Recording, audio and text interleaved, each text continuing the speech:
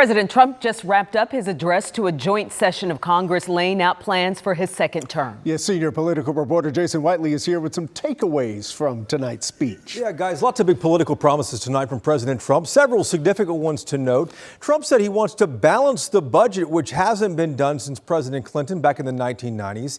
The president also said he wants a so-called Golden Dome missile defense system to protect the USA like Star Wars, a program that President Reagan wanted back in the 1980s.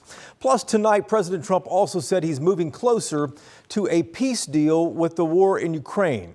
But we also saw political theatrics in the House chamber that have unfortunately become quite common. Mr. Speaker, the President of the United States. These speeches are always steeped in tradition. Boastful presidents and half the chamber always in adoration.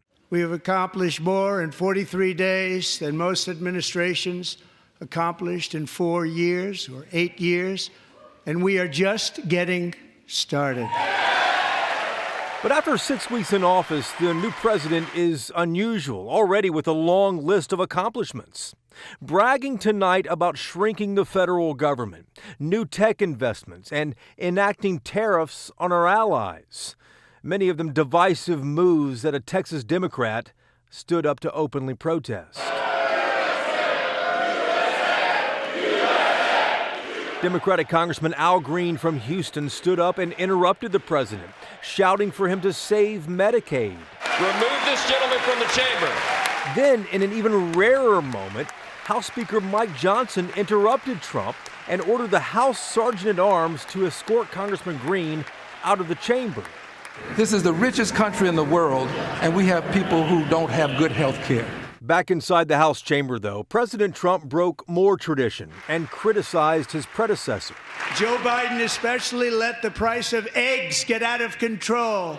At one point, several Democrats walked out. Others sat with signs as the president bragged about deploying U.S. troops to the border. The media and our friends in the Democrat Party kept saying we needed new legislation. We must have legislation to secure the border.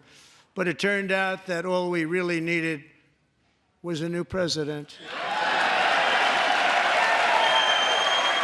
But the cheers inside the Capitol will soon be met with the reality of the president's politics, as Trump's trade war with Mexico and Canada results in higher prices at the grocery store, and mass firings at the federal government put thousands of people out of work. Just part of the significant changes 6 weeks in to Trump's second administration.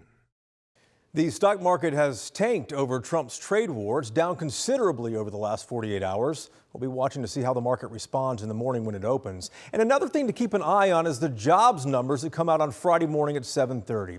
Will the unemployment rate rise after so many layoffs from the federal government? A lot could still influence what the coming months of the Trump administration really look like. Chris, back to you.